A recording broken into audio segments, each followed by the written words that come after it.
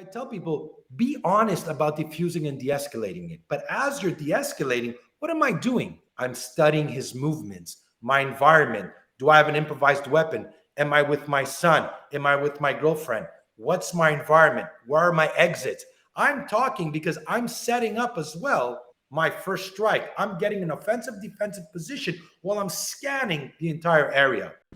Holy cow, do I have an episode for you today.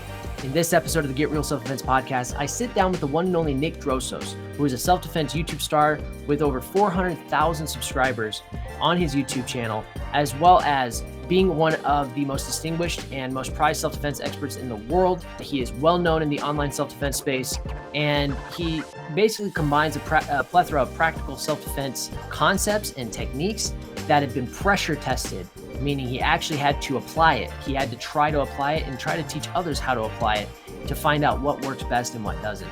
And so if you're interested in anything that Nick has to say and you want to learn more about him or get into his courses and material, I'll have links down in the description below for the video on YouTube as well as for the podcast episode itself. Let's get into the material. This is Nick Drossos from nickdrossos.com. Hello, and welcome to the Get Real Self-Defense podcast. I'm Adam Jolly, here to help you find tips and tricks to help you become a more confident, competent, and capable protector for yourself and your family. And today, I'm really excited to bring on to the podcast Nick Drossos, who has been in the game forever, and he has a wealth of knowledge and experience. He was someone that when I was aspiring to get more into the social media aspect and online aspect when it came to teaching in self-defense, he was one of the people that came on my radar. And with that, without further ado, Nick, how you doing, brother? Adam, thank you so much for having me on the show. It's when you mention it like that, and it's funny because I was watching some of my older videos and I realized, it's over 20 years that I've been in this game, like teaching, training, pressure testing, 10 years of security. Like I haven't trained in 3 months because I injured my neck wrestling. I did a hair transplant a couple of weeks ago. So I hadn't trained for like 3 months, and it makes me feel like I'm getting old. And thank God I'm still strong enough to teach seminars and do what I love. And thank you for having me on the show. No, absolutely, brother. So my question for you is, to start it off, a lot of times when I've listened to stuff, because I did research on you in reference to this podcast, I wanted to make sure that I knew kind of where you were coming from, what kind of person you were.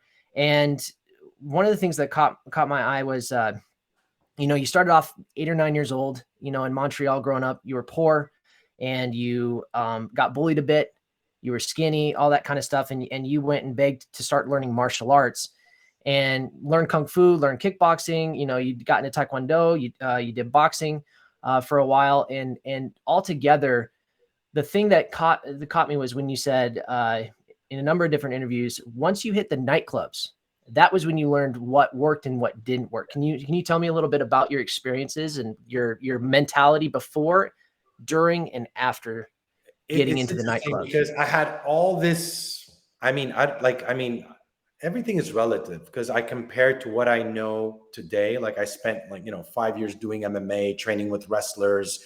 Like I'm always, until today, I'm still learning and growing. And I always go back and I realize I'm better and know more than what I did 5 years ago.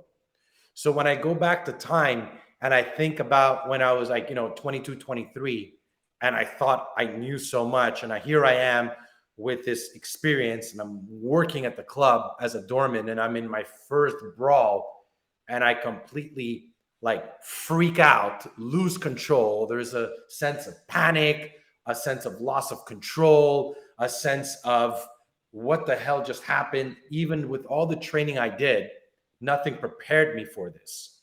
And I quickly realized, okay, and looking back on it, while I was in it, 5 years later, 10 years later, almost 20 years later, looking back into it, I realized there was always some fundamental, basic elements that were always there throughout everything that I've trained back then until today.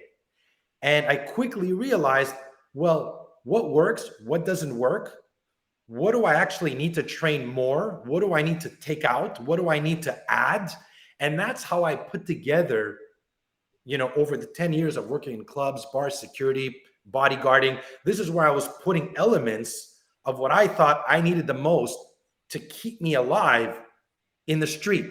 It's one thing in the ring, it's another thing in the street, right? So that's how I put everything, all the pieces together in live trial and error and testing it out. Then when I got out of the clubs, I was still learning, I was still growing, I was still pressure testing. I'm like, then I got into more of the pressure testing and training and figuring out, okay, forget about what this instructor says, what this title is. He wearing a commando suit? What are all, his trophies? I look at the content for what it is. And I'm like, okay, does it make sense? Is it logical? Let me take it and pressure test it, not just once, in 15, 20 times, different scenarios, different attackers, different environments. And that's how I really put together my system. But those 10 years of working in clubs, it was a big reality check right there in the moment where you can't afford to make mistakes, because a mistake meant you're getting stabbed, you're getting beaten, you're getting jumped, you're getting shot. So I quickly had to adapt to the reality of what I was learning in what I actually needed to use.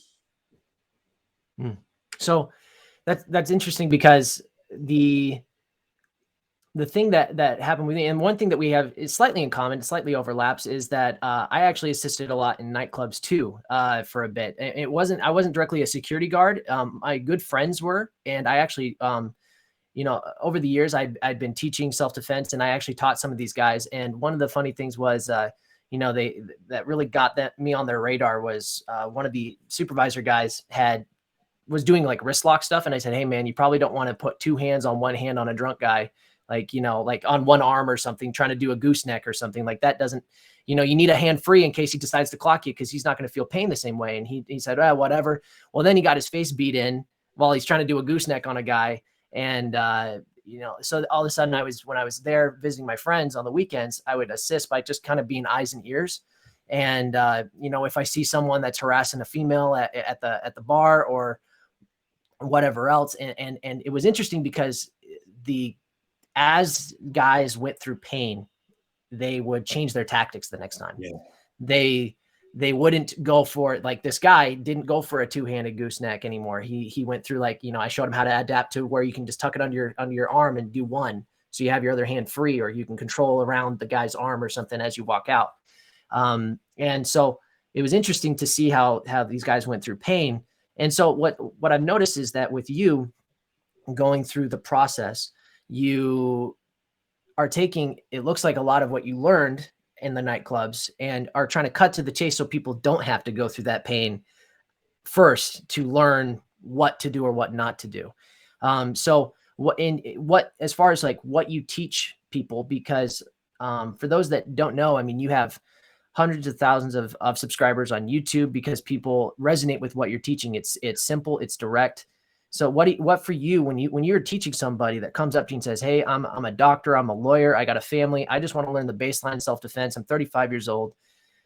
What are the kind of the 2-3 things that you really focus on and that you think our listeners, my listeners, your listeners need to focus on when it comes to their starting of their self-defense journey? So this is like my most common clientele and people who reach out to me. It's because, let's be honest, the lawyer, the doctor, the mom, she doesn't have, 2 hours a day to spend in training. She doesn't want to walk into an MMA gym and sit and roll and get her head kicked in and learn jiu-jitsu and boxing and kick.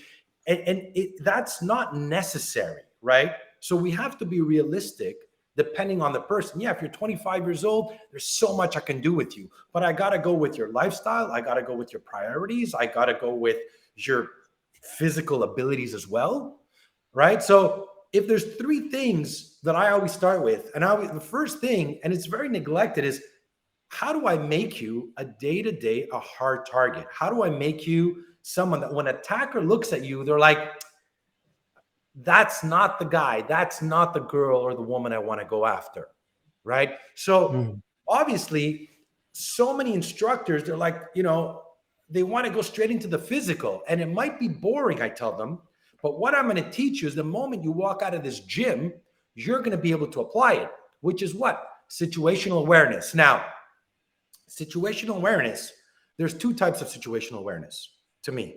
You have the awareness of 15, 20 feet where you're scanning your environment. And then I have what I call your body awareness when you're in close quarter, 3 to 5 feet, when you're faced with your attacker and you're reading his body language, right? So I was doing a seminar in LA and we're doing knife defense and we're breaking down a knife attack. And I'm like, before the knife comes out, first, he's got to see you, right? He's got to choose you. He's got to spot you. 2, he's got to close his distance. 3, he's got to engage either verbal or he might ambush you. 4, he's got to get into a stance, a position where he pulls out the weapon, patting himself. And then 5, you have the attack. So before we get to 5, what are all the steps you could do? The fight starts or the attack starts when you make visual or intuitive contact. You see something or you feel something. So that's the first part.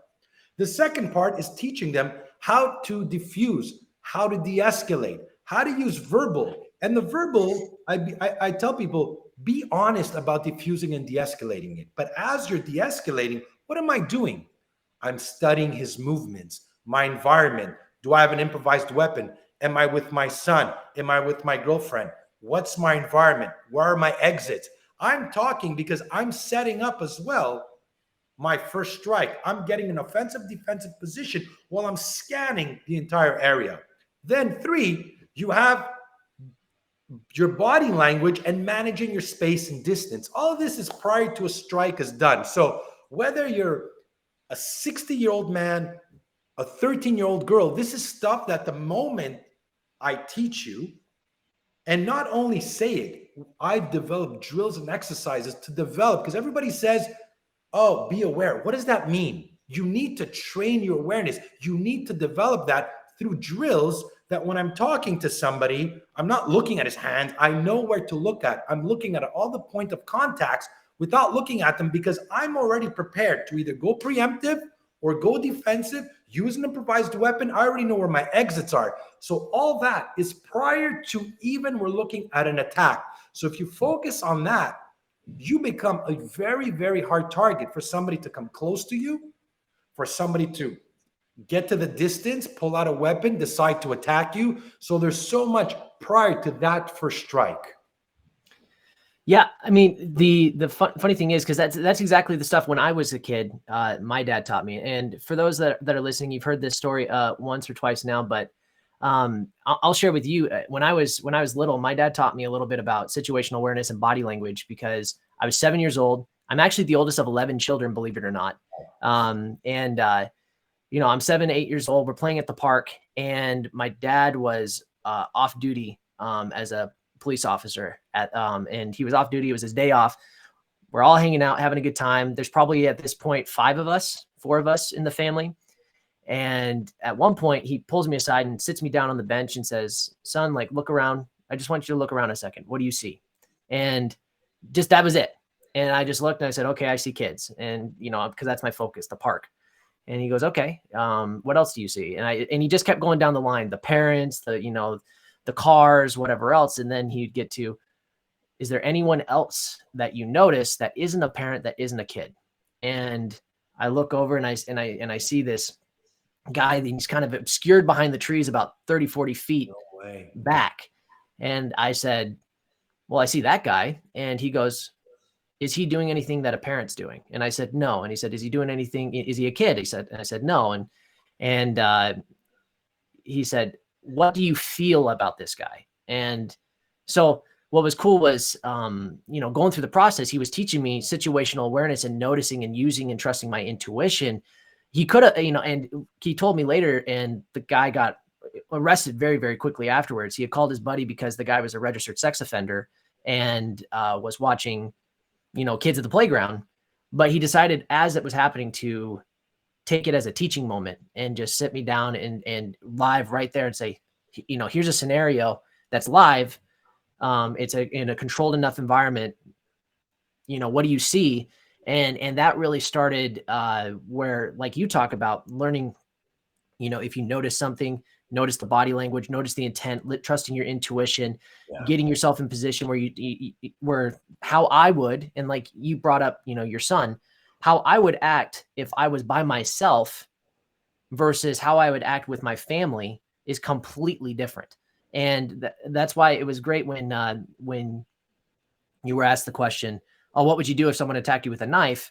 Well, tell me what's going on. Do I have my family? Do I not have my family? And for me, that's the biggest hang up, because how I would act personally, I would just, run behind a car or some sort of obstacle, get away if I had to act, versus standing my ground and having to fight back to protect those that are with me that aren't going to be able to do the same thing. Because if I run away and my family's just there with the guy with the knife, that totally takes away the whole purpose of practicing to be a protector, right? So with that, how do you go through, like, what is your thought process, and what have you trained from pressure testing, what you would do if someone in your situational awareness is giving the wrong vibes, giving the wrong feelings, as you are by yourself versus your family? What's going through your mind? What are you considering? And what are the kind of the options you look for offhand?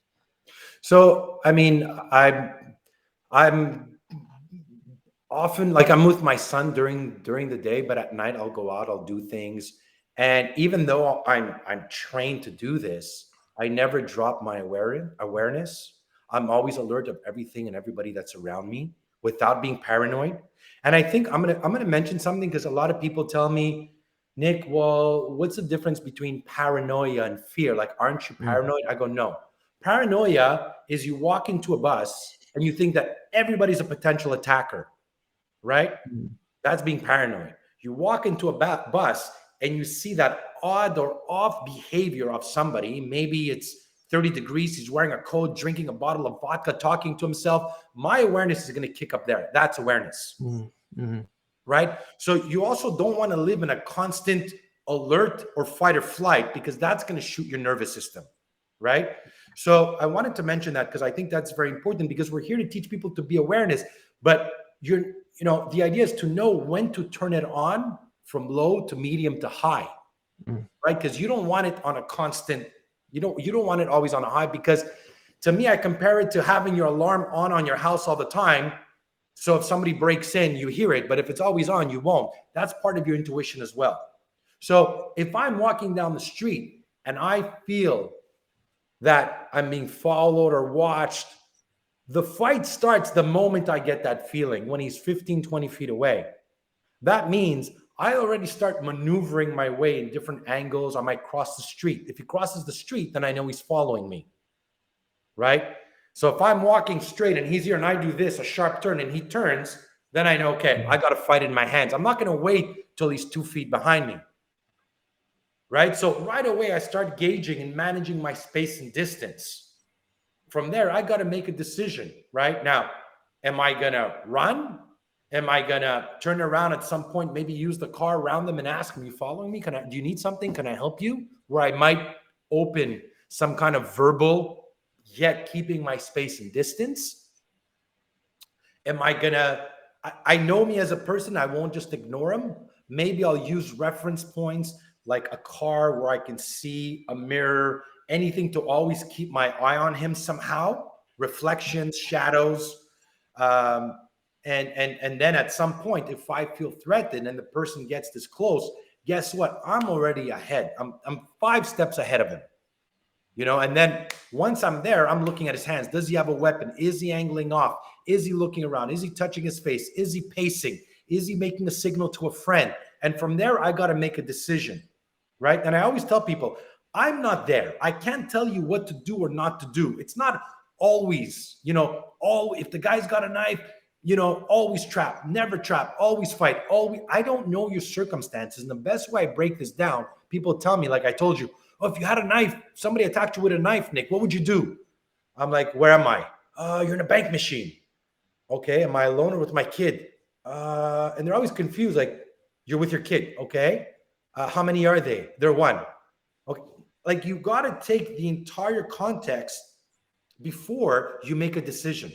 And part of our job as instructors is to teach you how to assess the complete scenario and then make the best decision that will heighten your chances of survival. There's no guarantees, but what are the highest chance of survival with what I have myself in this present moment? What can I do to heighten my chance of survival? That's really what it comes down to. Sure, absolutely, I agree. And I'll bring up a little bit of what we talked about in our first contact the other day, and that because it kind of ties in, I think, fairly well. And that is, you said what are the things that will increase your chances of survival? And one of the things that I know you do, and I'm a big supporter and proponent of, is the idea of universal tools and principles that you can apply to multiple scenarios. So, for instance, I know you put your hands up quite a bit, and you have your hands like, kind of shoulder length, shoulder height ish in front. You're trying to maintain space, and but this is universal. You can go high, you can go low, you can strike, you can bundle up. I mean, all those things apply from that universal position. So that's one facet. With the different pressure tested techniques that you've done, and for those that are listening that don't understand the term pressure tested, like literally Nick has taken the time to go through the different movements, the different techniques, the different principles of motion, and actually have people, like you said, attack him, bother him, trip him up. He's done it in different environments just to see what works best and what actually doesn't. And so, what are some universal things, Nick, that you've found work really well? I'm going to go out on a limb and assume palm heel strikes work. Is that correct? Palm strike is, I mean, it's, I always say we got to keep it as simple as possible. Amen. Right? The more technique, the more fine and motor skill, like I had somebody come in from Germany and train with me, and she was like, she trained with me for 5 days. And then after a while, it was always the same concepts and principles coming back. It's not supposed to be, I always say, it's not about learning more. It's learn less and train more. So you have your 5 basic strikes. When you know how to use those 5 basic strikes, it's not about learning more and more and more. It's learning how to do them under high pressure, high stress, with your eyes closed, in handicap positions, understanding how to use them without thought process, because you don't have the time to think, oh, what strike, what kick, what punch, what block. So yeah, you know what I mean? You have your palm strikes, you have your hammer fist, you have your elbows, you have your knees, you have your head. I always say those are your big weapons, right? Those are your biggest weapons. Aim big and hit big. You know, what's the biggest target you're going to do the most damage? Is go for the head. Hit the head, whether I palm here, here, here, here, here, here, here. The idea is you should be able to do it with your eyes closed, because when you're under high stress, under that pressure, and you're being attacked, and I do this with my students, where I blindfold them and they're attacked with their eyes closed, and they got to find the target. And they're like, why are you blindfolding me? Because it's going to happen that fast. You're not going to see the strike. You're going to feel the strike because you're in close quarter range. So I just want you to be able to launch those attacks without the thought process. No, 100%. And that's the thing, is you never rise to the occasion. You always default to the level of your training. And so kind of tying in with situational awareness, you brought up something interesting, which is like, hey, you're training yourself to notice specific things that you normally wouldn't notice, that your mind would tune out. How many times have we driven to our house and gone, how did I get here? Because your mind's thinking about other things. You're so used to that you're tuning out other things. You talked about the alarm. People that sleep by, trains, and they go by, will sleep right through it. But someone who never has, that's new to them. And so that perks up. But the same people that had a train go by, if a car accident happens just outside their house, they're going to perk up to that. So our brain's taking so much information that it tries to divvy up what's the most important information. And so getting that training and conditioning to have situational awareness, and then because we take in so much information, especially with today's day and age, with advertising, with social media, all those things combined, it's interesting because by having those universal principles of motion that you train, those few things that you train really well, as Bruce Lee, I'll paraphrase, had said, I don't fear the man that has done 1,000 kicks once. I fear the man that's done one kick 1,000 times. It's the idea that because you take in so much information, it's going to be hard to pick up on everything. You're not trying to be paranoid. and then you get accosted, you're not going to see it. You get smacked with it or attacked. And then you have to be able to, while you're not thinking, apply something to stop that attacker. And so I think that ties in quite beautifully. So I brought this up yesterday, and the idea is like, for those that are listening, you might be wondering at some point, why then with martial arts and self-defense, the martial artists everywhere say that they are a self-defense school. I mean, that's like the thing that seems to be advertised all the time, is that if you're a martial arts school, it doesn't matter what style, it's a self-defense school. And I think you would agree that not all martial arts are self-defense, and certainly not all self-defense is martial arts. So with that, and I'll tell you what I think is kind of, I think it's BS, is that there's a lot of techniques out there. And this goes to your point, a lot of techniques that are 5, 6, 7 moves. And that's nice when a guy is sitting still, letting you do the move after throwing one straight punch or one kick. But the reason why that I think, and you agree or disagree, you let me know. I think that one of the main reasons why traditional martial arts has fallen behind versus like MMA or other things out there is due to the fact that it is actually in it of itself traditional. Yeah. And so like for self-defense, specifically talking about the context, the bubble, the packaging of self-defense, it's hard for a traditional martial art to be relevant because it's traditional. If it's traditional, it's the same moveset, the same things, principles, teachings that were taught 1,000 years ago. Yeah. If we were still, but I'll tell you what, if the U.S. Army had still done what was traditional, they'd be carrying muskets and wearing the colonial hats and the petticoats and stuff, and they'd be just walking in a straight line. You have to adapt to your environment. You have to adapt to the situation. And so I think one of the main problems with a lot of traditional martial arts is the fact that it's traditional. It's not changing.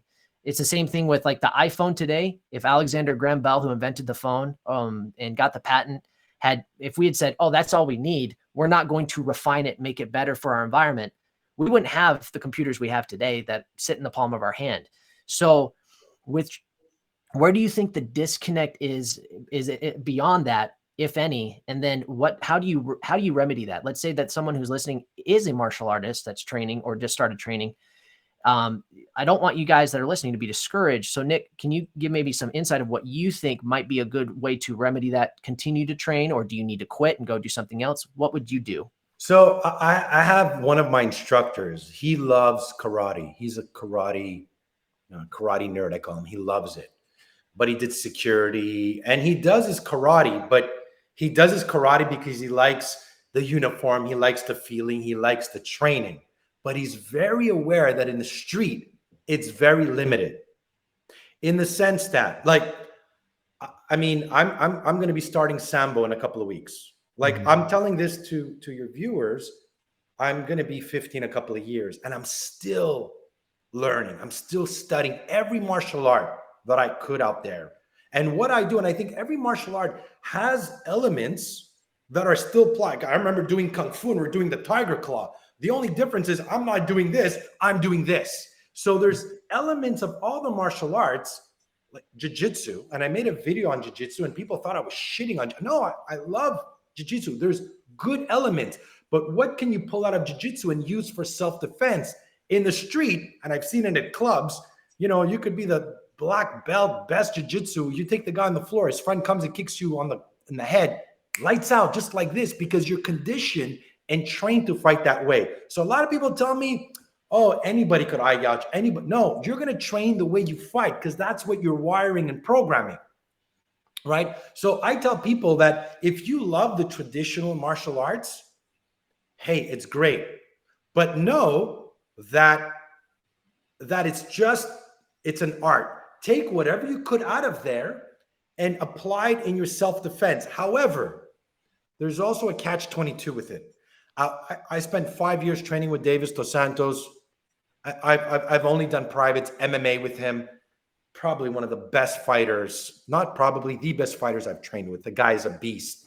And at one point, because I was doing so much MMA, I was catching myself going for takedowns, even when I was doing scenario training, because I was training that constantly.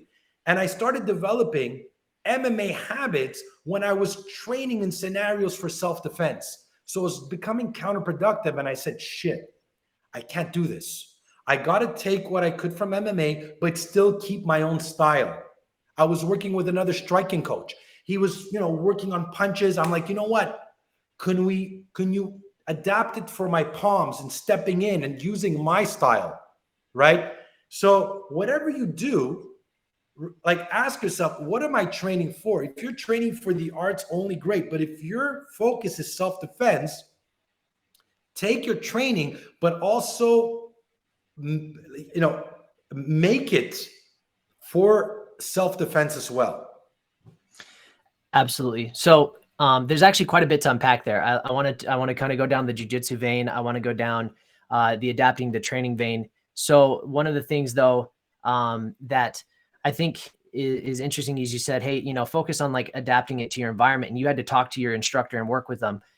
So really quick, before we go down those veins of conversation, can you share with the listeners, how do you assess a good instructor for something like this? If you want it adapted to self-defense and they're teaching a martial art, like maybe, like how do you assess and go, this is an instructor that I can work with that will meet my needs versus not? Obviously they can communicate a little bit, but there are some, like when you worked with Rob Ingram and we're on his podcast a while back with McDojo Life, one of the things that, he does is cover bullshito, right? He covers people that think that they know something and that they're teaching self-defense and not. So how do you avoid the pitfalls? How does a listener do that? So the first thing I do is I strip out the title, the bells and whistles, the commando suit, everything that visually makes you go, wow, this guy's, look at all the trophies. And I look at what he's actually teaching, right? I look at the content for what it is. Then when it comes to self-defense, are they teaching about situational awareness? Are they teaching about how to diffuse, how to de-escalate? Are they talking about mindset? If all that is not in there and you're going in, putting in a gi and hitting a board, if it's for self-defense, I walk out right away. So that's my second thing. My third thing and this is something that people love about me, like I'm teaching more and more seminars. I don't have an ego. I don't think I know it all. So if you can't tell your instructor, and I'll share with you a really good story. I had somebody, Tim, come from Los Angeles. He did my level 2 instructor course, my level 1 and level 2. Level 2, we went to an abandoned warehouse and we did 2 days of training, knife attacks with helmets. And he's pressure testing his knife defense and figuring out that it doesn't work, right? And he's close to getting his black belt in Krav Maga. And he was freaking out. And I said, Tim, yeah, because right now we're doing drills in full speed. That's why it doesn't work. So when he went back to his instructor and he said, I went to Montreal, I trained with this guy, we did this and this. And, he was saying, trap the weapon in close quarter. He's like, well, then if you don't agree with me, then you should just leave the school and go train with him. So if you can't, and I don't mean challenge him with arrogance. I'm okay if I'm teaching a seminar and say, yeah, Nick, I don't think that would work. I'm like, shit, why? I would do it this way. Oh, come, let's try. I don't have all the answers. Maybe you have a different way of doing it that works as well. We're all here for the same thing. So the most important, you need an instructor that doesn't have an ego. And it's not like it's my way, the only way, the right way.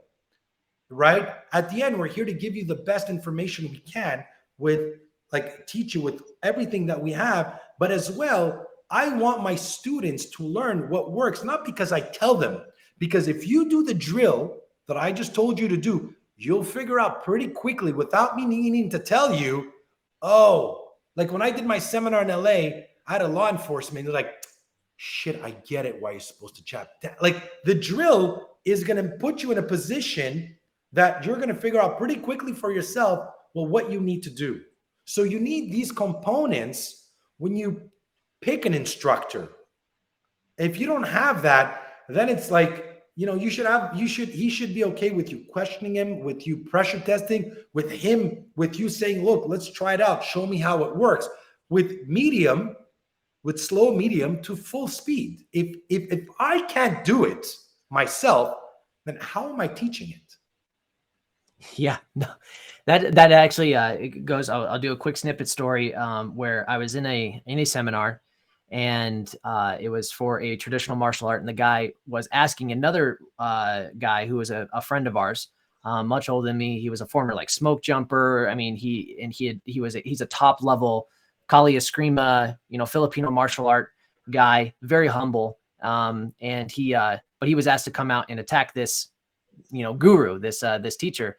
And he said, he hands him a stick and says, hey, attack me with the stick. And so he stands there ready to go. And so my friend goes to swing, and the guy goes for a block and misses and gets clocked over the head because, as the guy said afterwards, half jokingly, half serious, way to go for this gentleman to attack me wrong. Right. I mean, Attack me wrong. yeah, like there's as if there's such thing as a wrong attack. And so it's one of those things where, like you said, if somebody's, going to be, even if it's in a semi-joking manner, like rigid, where they're not ready to adapt, because the whole purpose of, like you said, as instructors, we're here to help those that are on their journey to protect themselves. And if you can't adapt yourself to what they need, let's say they have a disability, your footwork, let's say it's a disability with the legs, your footwork drills and your footwork stuff isn't going to work. I'm going to stop you. I did my seminar in Waterloo, and I had one of our participants in a wheelchair.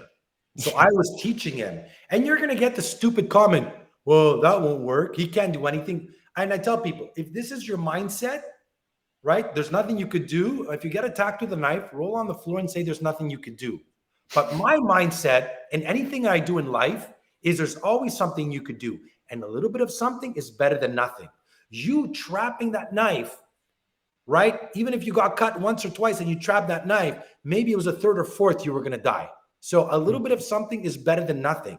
And you might as, if you're in it, you might as well give it a fight. So he's in a wheelchair, and I was teaching him, like, if he's in there, just at least grab the knife. And I was teaching him how to use his wheelchair, how to pin it, how to move with him, how to strike. Look, is it going to be easy? No. But there's always something that you could do than say, I'm a vulnerable target because I'm old, because I'm out of shape, because I don't know how to fight, right? There's so much that you could do. And I see it through people who've watched my videos, who sent me a testimonial and said, because I watched your video, it saved my life. I never thought of using a chair as a weapon. And just because I watched your video, I picked up the chair and I used it. Or the guy in Brazil who got attacked, and because he watched my video, he goes, all I remembered is trap the knife, and I started screaming. And that was enough for other people to jump in because they were going to, and be able to pull the guy off. So sometimes just this much could make a difference. No, 100%. And that's the whole point, is that, if you have to adapt it to what they need, and there's going to be certain things that click for certain people that aren't going to click for others. And so that's why you try to keep it as universal as possible, things that work for the most amount of people as your default, and then you adjust as you need and as you see fit. And hopefully, as a student, for those that are listening, if you are working with someone who's an instructor and an expert, you communicate that to them, of what you need. So Nick, going to the part about jujitsu and adapting things, you'd mentioned that some people think that some of the stuff you covered on jujitsu was a little bit of mockery or crapping on it, and that's not what your intention was. I'm going to guess, because I haven't seen all of them, I'm going to guess that it had more to do with, how does jujitsu work under pressure with knives or with guns or other things in your environment, multiple attackers? Can you expand on that a little bit? Yeah, because so I remember I was working in one of the clubs, right? And I had this like jiu-jitsu master, whatever. And when I used to work at, when I would, when new security would come in the club, I'd be like, hey, what's up? What's your name? What do you do? I want to know. I do boxing, kickboxing, jiu-jitsu. I already know their physical levels of what they're going to go to as moves. So I need to know that. So he's a jiu-jitsu guy. And I go and I tell him, I said, I hope like you're not going to be able to do this stuff here in the club. Like, like you're not going to go on the ground. He's like, yeah, like, I know what I'm doing. Jiu-jitsu. He starts giving me the whole spiel. I'm like, okay, whatever, Fight breaks out. I think, you're in a club. Lights are flashing, people screaming, fight breaks out. Big circle. I see him go for a takedown. He goes for a takedown. People are kicking, throwing bottles. All I'm thinking is get up. I'm trying to pull him to get up. So I'm fighting off people. I'm trying to get him off the ground. Finally, whatever. After the fight, I said, man, I told you, like this doesn't. I'm not saying it's bad. There's elements of jiu-jitsu when it comes to knife defense that I use. How to trap, how to redirect, how to use energy, how to come in. That's fine. But it's the end result that changes when it comes to self-defense. Right? So it's limited. You're a one-dimensional fighter. And I had Fernando Barria, I think his name is, five-time world champion, come here. And we did some training videos together years back.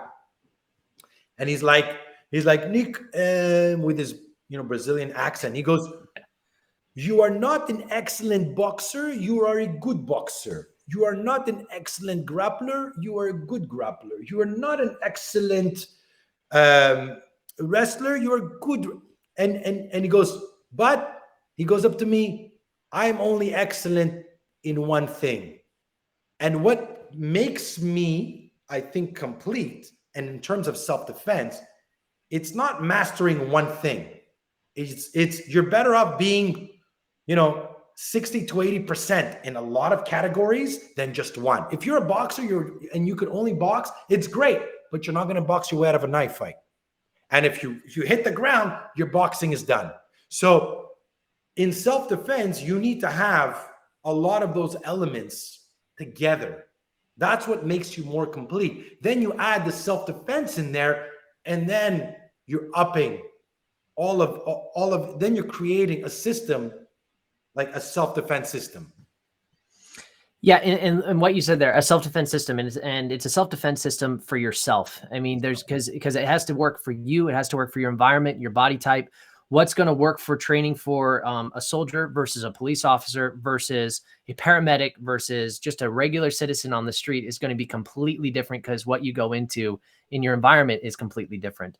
And so, I mean, all those things together, from the time, because you said 20 years, from the time that you started the journey with teaching, is there anything that you taught before that now, as you've gone through life and worked with hundreds of thousands of different students and clients, is there anything that you go, wow, this actually is not as effective as this? Is there anything that you said, like, hey, like, or maybe something that was refined more, like you went deeper into that concept? Was there anything, like, after years and years of training, where you just, after in pressure testing, where you just came to a conclusion of something, or an epiphany with like something that was more useful than you thought or less useful than you thought in the 20 years experience of teaching?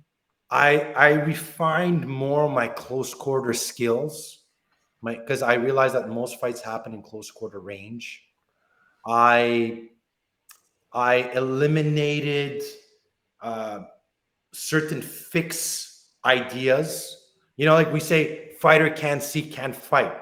When you're in close quarter range and I'm going for your eyes and you got a knife, you're still fighting, you're still stabbing. So I tell people, it's not because I'm going to his eyes that I'm going to end the fight. Right? When I'm looking at the knife, I've learned more about the importance of, like, positioning, of angles, of trapping the knife, of being able to move around the attacker, of sticking, of using the different ranges. And probably the biggest significant thing that I've really worked on is that awareness part. Everything prior to that first strike, understanding body language, positioning, looking at the points of contact, how to set up your first strike, how to manage your space and distance, how basically to assess a complete attack from beginning to end, and not just that part. Yeah, and you brought it up a couple times, and so for those that are listening, you notice that Nick has said, the first strike, and believe it or not, if you know that somebody is going to accost you based off the things that you train when it comes to situational awareness, then you'll also recognize that that person eminently is going to attack you. And so because of that, you're able to preemptively strike somebody to interrupt what they're doing, because you don't have to wait for, quote unquote, their permission of hitting you first before you act. So, I mean, can you talk a little bit about the, that first strike, that preemptive strike, like what goes through as you assess and go, yep, this is a time where I can hit somebody first versus waiting to get attacked? So I always tell people, first you have two options. People are like, oh, you're hitting first. That's not self-defense. I go, look, at the end, it's your life. I can't tell you what to do and not to do. I'm giving you the tools. You want to wait till he throws his first strike? You can wait, or you can go preemptive. Those are really your two choices. From there, what I really break down is understanding how to read your attacker's body language and know when they're setting up their strike. Some simple principles is, if I take a step back, I'm talking and I take a step back and you take a step in, what are you doing? You're getting into range. You're trying to get into range to hit me, right? If I'm talking to you and you angle off, why are you angling off? I could tell if you're righty or you're a lefty just by what foot you're putting forward, and I know what hand you're going to plan to attack me with. So when you understand that, and a lot of this was pressure tested working in the clubs. I'm standing like this, right? And I'm talking to the guy at the club. I'm here and I'm talking to him. As I'm talking to him, what I learned is looking at the point of contacts without looking at his feet, his hands. I'm studying his every movement because I'm ready to crash. And this is a principle I developed. I call it crashing, where I'm attacking. My system is not a defensive system. My system is an offensive attack, meaning I'm either diffusing or I'm attacking. I'm not going in defense mode. Right? The idea is not to sit there and try to defend. No, I'm going to verbally diffuse. That's my defense, or I'm going to aggressively attack. No, that's great. So let's actually dive into that, with diffusing a situation through verbal. And this is actually something we're going to backtrack a little bit as far as the situation. Earlier in your club career, you said that you had someone point a gun at your head and you had practiced all these different techniques. That was one thing that you mentioned in one of your interviews. What was never dove into that I can recall, so I'd like to get your insight, is you then started talking to him. You just told yourself, Nick, I need to talk to him. I need to talk him down. Were you ever taught, like diffusing the situation through verbal, communication, or was that something that you just naturally just said, this is what I need to do, and then you went further down that rabbit trail? Like, how did you learn how to de-escalate, and what are you teaching for de-escalation for your clients? So, when you work in the club, and I say this to people, right? If I fought every person that came into my face, I'd be fighting every night. I quickly learned that I could control the situation through the tone of my voice and the words I'm going to use. And I tell this to people, you got to pick and choose your battles. That's being a smart fighter. You got to pick. You can't fight every single battle, or else I would have, if I look at sometimes walking down the street and I see people do stupid shit where I'm like, I can't believe you just did that. I'd be fighting every day somebody who throws something on the garbage. You got to pick and choose your battles and see, is what I'm about to fight for worth it? And you need to know what that level is to you. So when you start working in the clubs, you start learning pretty quickly that the tone of my voice and the words could escalate it or de-escalate it. And certain scenarios, no matter how, quote unquote, I knew all this, fighting systems, when you're dealing with a street gang who tells you he might come back and shoot you, you know that old saying, keep your friends close, but your enemies even closer. You got to pick and choose your battles sometimes. So I quickly learned how to put my ego aside and start using, and I tell people, when I teach people how to diffuse and de-escalate a situation, there's tactics to it, but I tell them, do it truthfully and honestly. Don't fakely diffuse it. Actually diffuse it, because you don't know what's about to happen. That's the difference. You're fighting in the ring. I could predict more or less best to worst case scenario. In the street, you can't predict best to worst case scenario. Worst case scenario is you get killed. And that's what led me to so much knife defense, is when I saw a kid get stabbed and he died in front of me. When that kid died in front of me is when I was like, I don't get it. I really got to learn. Like, I took knife defense to another level in my training. And today it shows in terms of my seminars when I'm teaching, and I have law enforcement, security, military, and they're like, shit, man, what you're teaching is like very high level, but I brought it down to a civilian understanding, to civilian training. Because working in clubs, I was working in those environments, and I knew like what actually what could happen. And that's what dove me into that. So again, if I go back and I backtrack to the verbal defense and the de-escalation, by trial and error being in it, you realize, what could escalate it and what could de-escalate it. But at the same time, I teach them that this moment is a moment for you to be reading body language, also managing your space of distance and putting yourself in an optimized position to go offensive. And if you get caught, defensive. I'm not just diffusing. I'm diffusing, I'm aware, I'm setting up. It's all put together while you're doing it. No, 100%. And actually, when I work my job in law enforcement, like you said, even though law enforcement does it and has to do it all the time and they get a lot of reps, civilians need to do it too, which is, like you said, as you're trying to de-escalate a situation, you're trying to help a person that's up here get down to here, so you don't have to get, use force on them, get violent, or have violence done to you. As you're talking to them, you're also assessing the moment you may have to use force.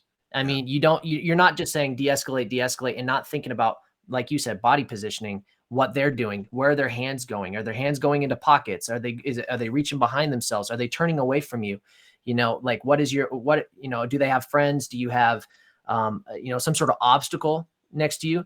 Because I'll tell you what, one of the things personally, and it sounds like we might be on the same page. I find a knife far more terrifying than a gun. Oh, yeah. I just do. I just find a knife far more terrifying. It's a multi-directional weapon. You'd be amazed, for those that are listening, how fast you can close the distance on somebody with a knife. It's so hard to see, unless you are looking for it. Like a gun, prints really well. Everyone has a pocket knife. Everyone has a box cutter. I mean, you don't hear it. You don't hear it, so you don't even know you're getting stabbed. And you don't feel it because you're under adrenaline, which makes it like, I've seen people shoot in a club and shoot outside. Bop, bop. You should see people. But the knife, people got stabbed. We're like, we're trying to figure out who had the knife, because it happens too fast. Mm-hmm. So it's a different dynamic. And when I was training the law enforcement, the Boston police, I made them do some drills and I challenged them. The first day I took away their weapon. It was all hand to hand. When I put their weapon on, they were going to their gun, but they're 5, 6, 8 feet away. The knife got to the gun every single time. Yeah. Yeah. It's that, that they talk about, and it's not an actual real rule, but you've heard it, I'm sure, the 21-foot rule when it comes to knife and firearm defense and whatnot for law enforcement, where you need more than 21 feet. But really what it is it's more about, having space, having distance equals time, and time means you can make decisions. And if you don't have that time, you don't have that decision. And you may not have that time if you don't have that space. And that's why what you brought up earlier about situational awareness when it comes to your 20-foot radius or so versus like your 5-foot radius, 3-foot radius. Because when I stand in line, that's when my butt puckers the most. Personally, I hate standing in line or being in crowds with people, because it's like you can't. There's so little time to control because you don't have that distance. And when you're in a nightclub, that's all you get is everybody's chest to chest or shoulder to shoulder, depending on where you're standing in some place like a club. So with all of this, and actually I'm gonna cut over to this real quick, because we brought it up for half a second when we talked, and we wanted to wait till the podcast, about family. Okay, you brought up your son a couple times, and obviously, I mean, I've watched some of your videos. You and your son have a very good relationship. You love your son desperately and dearly. I have 2 little boys myself, and I have a third boy that's going to be born in October. I'm So I'm really excited about that kind of stuff. As far as family is very important to me. And those that are listening, many of them have families or will have families in the future. So one of the things that I find terrifying and is kind of a little bit not out of my element, I'm doing the best I can, but like my eldest is 6 years old. Okay. And he's not 13, 14 years old. And one of the things that I worry about as a parent is the concept of letting go, letting them make mistakes, but also what have you done and what have you been doing to prepare your child for being resilient, because you can't be there all the time. So like what are you doing to prepare them? What have you done? Is there any story or anything that you can share that might help with listeners or myself as far as being able to prepare your kids for those worst case scenarios without overwhelming them? Yeah. So, I mean, my son's 15 years old now.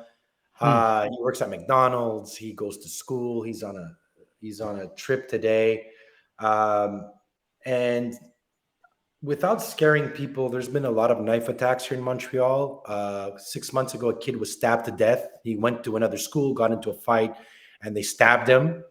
And then I had parents send me both their teenage kids. And sadly, you have 13, 15, 16-year-old kids holding knives because they're not aware of the damage and danger that it does.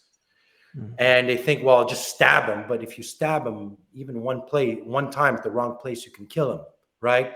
So it's interesting because my son has seen my videos. And I always say it in all my videos, if the person wants your money and he's got a knife, give him the money. But there's also a strategy in how you're going to give the money, right? So I've said this to my son. And like, he took the knife because like we train. We train. He's like, Dad, he goes, grab the knife. Tell me, give me your money. And I go, no. This is what you're going to do. He wants your money. You give him the money. But this is how you give the money. This is what you do. I'll buy you 1,000 phones. I'll give you anything you want in the world. But you only as a last resort. They're grabbing you. They want to take you to the car, or he grabs you and he's about to attack you. You better fight with everything you have. The moment he's grabbed you or he's striking, anything goes. And your job is to fight and not stop until you're clear out of danger. You never stop fighting. If you're in it, you go all the way. That's what I've taught him in terms of the mindset. But what I taught him a lot as well, and we went out, I taught him, like you did, situational awareness. And this was a couple of months ago. He goes up to me, Dad, I was walking with, his girlfriend. And he goes, there was 3-4 guys walking behind me. And I turned around, I looked at them, and they were just, they gave me a bad feeling. So as I was walking, I stopped my girlfriend. I said, hey, look at that. And I kind of took her to the side, and they all walked by me. And the girl was a little bit confused. Then I turned around, and then I told her, this is awareness. This is what my father does. Right? So I've already taught him that. The same thing with two teenagers, kids that I train. I put those videos on YouTube where I'm teaching them basically knife defense. Now they're 15 years old. Tell me, Nick, aren't they too young? All I'm teaching them is how to be aware, how to evade and escape, how to use an improvised weapon. Sometimes it's not always teaching them what to do, but it's teaching them what not to do. Don't go engage with the weapon if you don't have to. Your first thing is, my job in terms of self-defense is not to teach you how to win a fight, is how to teach you how to survive. The fundamental difference would be, trap the knife, grab the guy. It all looks good and like, wow, look at this guy. It looks amazing. No, my job is to get you home at the end of the day safely. And I say this, I always say I would never teach something that I wouldn't teach my son. That's my bar. So everything I teach, I fundamentally believe to my core, because I teach this stuff to my son. So again, that awareness part, verbal, I've taught him to bring up his hands. Mind you, if you grab him, he's going to headbutt you. Like, even as a joke, he's like, good man. He almost like, last time he went like this and he threw like a palm strike and he struck me in the eye and I couldn't see.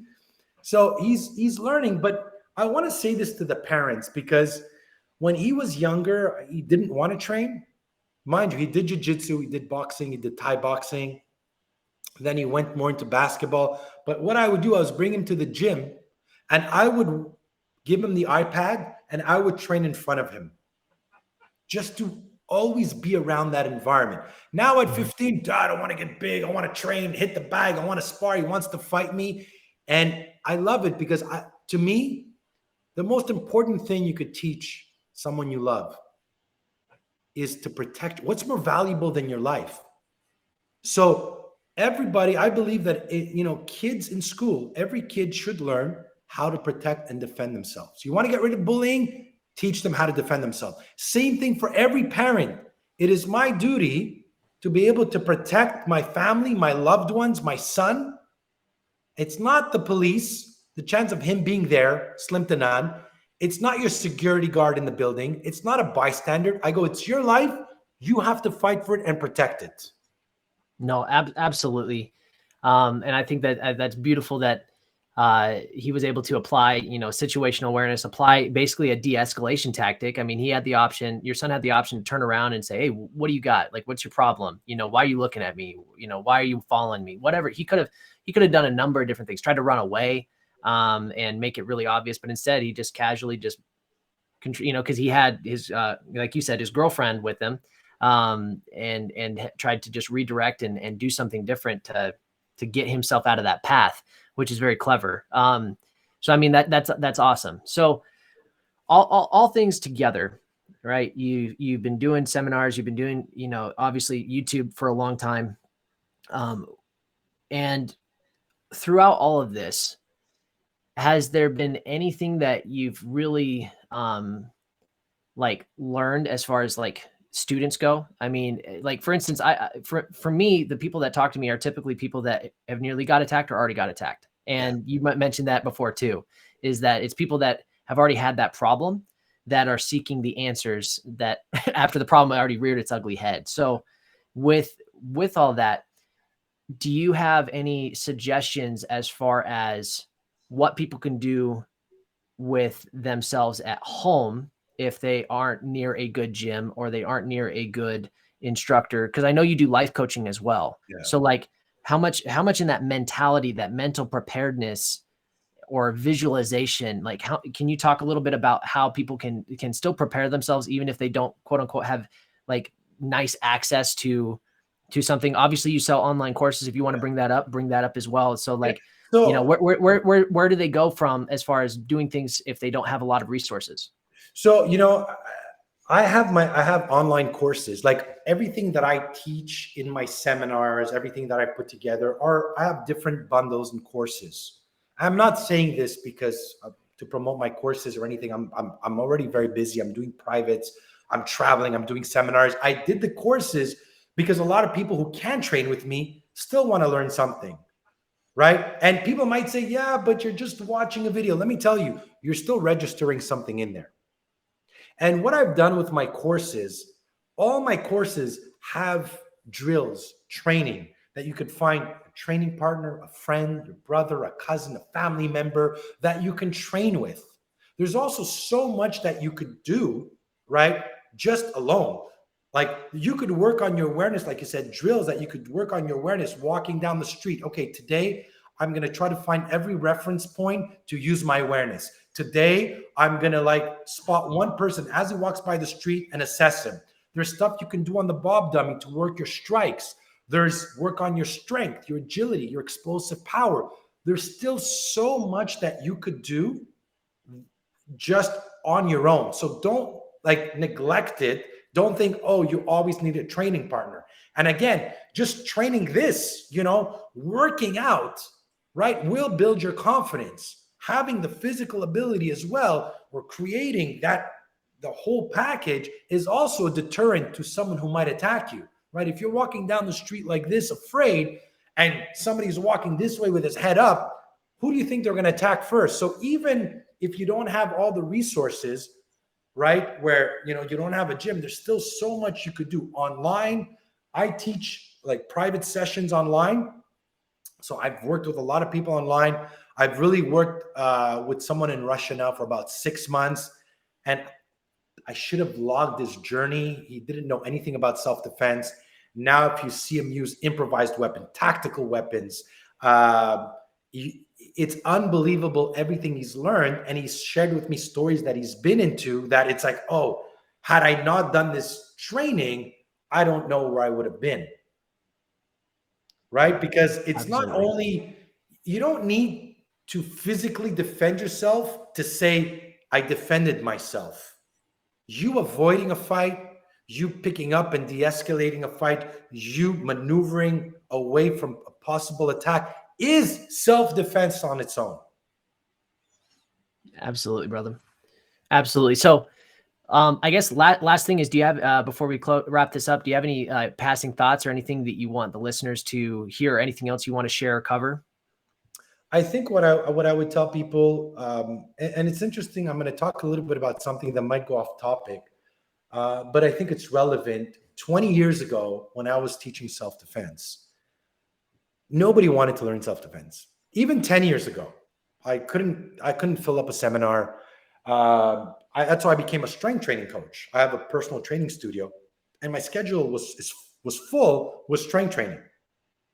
Even though my passion was self-defense, and I would get the odd self-defense, student that wanted to learn.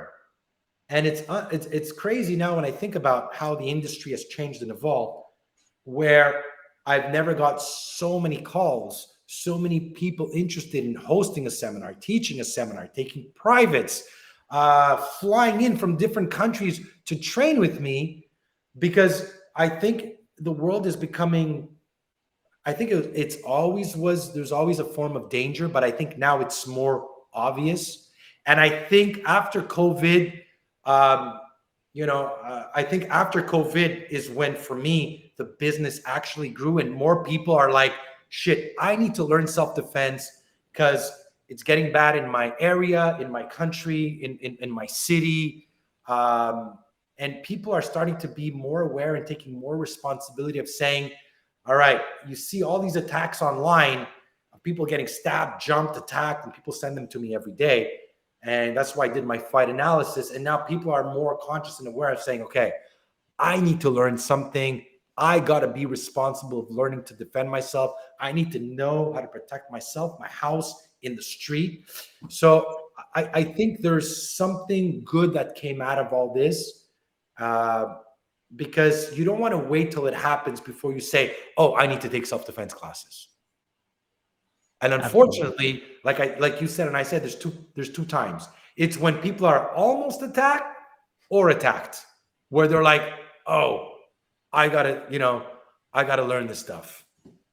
No, for sure. I mean, that is so true. I mean, I definitely noticed that too. Like, there's just a rising trend of people talking about self-defense, sharing self-defense videos, as far as, like, and I say self-defense videos to encapsulate people being attacked and having to try to defend themselves, and either succeeding or failing or kind of limping their way through. And, one of the things that people need to, that I try to help people understand, is that when you get attacked, it doesn't matter how much you train, you're going to get hit. I mean, you're going to get hit. You're going to get cut at some point. You're going to get bludgeoned with something. Something's going to happen. There's always things that go wrong. In the last podcast episode that I actually released, literally it was a shorter episode, but it talked about Murphy's Law. I mean, the whole concept of Murphy's Law, and how to use, like, or understand that things that can go wrong will go wrong. And you have to just understand that, and, do what you can to prepare for that optimal situation, while expecting that, as Mike Tyson said, everyone has a plan until they get punched in the face. So, I mean, it's 100% true. Nick, where can people find you or learn from you? What are some of the best links and resources that we can have on here and share, so that they know where to find you? The best place they could find me is my website, nickdrossos.com. And everything's there. My courses online, my private coaching. So they could find all the information. They could also follow me on Instagram, Nick Drossos Coaching. I have a lot of short clips, a lot of videos. And, if ever they have any questions, they're always, I'm always there for my students, people who watch me, follow me. I love and I'm passionate about what I do. I put my heart into this, and my goal is try to make people safe in their daily life, and anything I could do to help people build their confidence and teach them, how to defend themselves and empower them.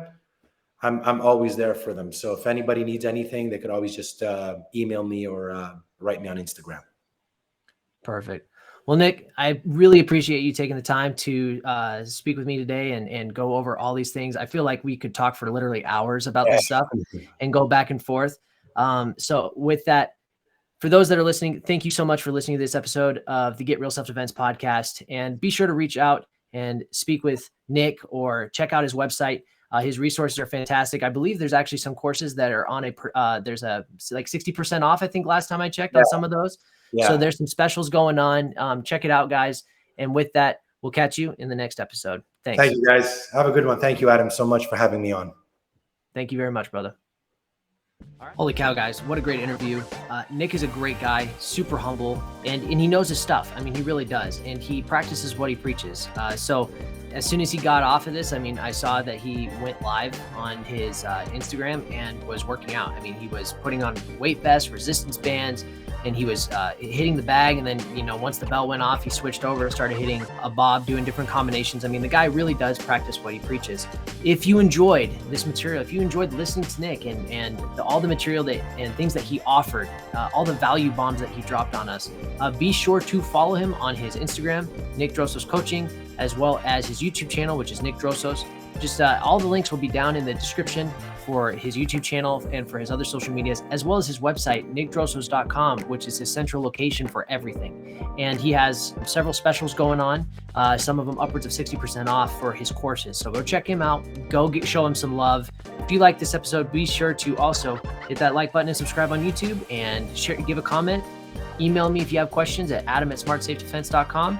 And follow us wherever we have podcasts, which is going to be Spotify, Apple, you name it, we're pretty much there. So let's go on and continue to train, continue to get in that mindset. I'll catch you guys in the next episode. Thanks for watching. Thanks for listening. And we'll see you next time.